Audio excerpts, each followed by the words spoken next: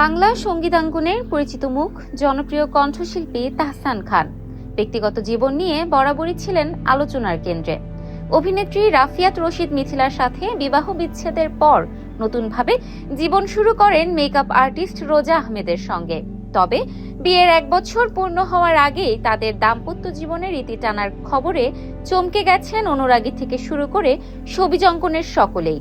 এখন প্রশ্ন, ঠিক কী কারণে ভেঙে যাচ্ছে তাহসান ও রোজার সংসার? মাত্র 1 বছর আগেই নতুন জীবনের শুরু করেছিলেন সঙ্গীত শিল্পী তাহসান খান ও আমেরিকান মেকআপ আর্টিস্ট রোজা আহমেদ। গত বছরের 4 জানুয়ারি পারিবারিক আয়োজনে বিবাহ বন্ধনে আবদ্ধ হন তারা।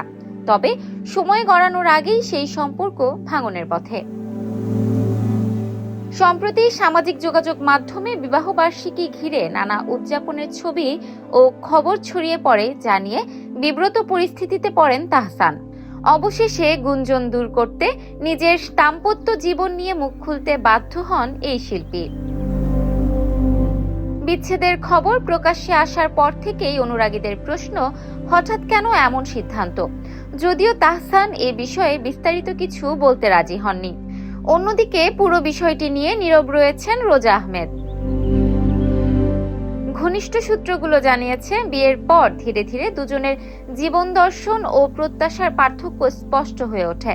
তাহসান চেয়েছিলেন আগের চেয়ে আরও ব্যক্তিগত ও নিরিবিলি জীবন। সে কারণেই বিনোদন অঙ্গন থেকে নিজেকে গুটিয়ে নেওয়া, সামাজিক যোগাযোগ মাধ্যমে অনিয়মিত হওয়া এমন সিদ্ধান্ত নেন তিনি। সংসারকেই দিতে চেয়েছিলেন সর্বোচ্চ গুরুত্ব।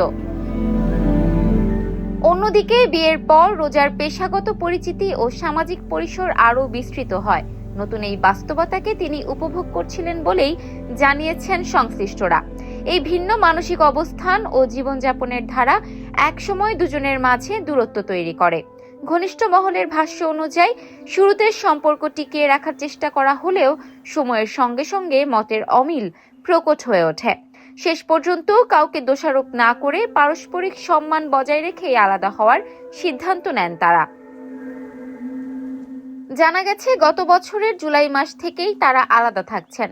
একই বছরের শেষ দিকে তাহসান নিজেই বিচ্ছেদের জন্য আবেদন করেন। আইনগত প্রক্রিয়া অনুযায়ী 3 মাস পর তা কার্যকর হবে, অর্থাৎ চলতি বছরের ফেব্রুয়ারিতে আনুষ্ঠানিকভাবে বিচ্ছেদ সম্পন্ন হওয়ার কথা। রোজা আহমেদ একজন পেশাদার মেকআপ আর্টিস্ট। বাংলাদেশ ও যুক্তরাষ্ট্রে দীর্ঘদিন ধরে তিনি ব্রাইডাল মেকআপ নিয়ে কাজ করছেন। যুক্তরাষ্ট্রের নিউ ইয়র্কে রয়েছে তার নিজস্ব মেকআপ প্রতিষ্ঠান। ইফফাত আরা আইরিন, ক্যাম্পাস টাইমস।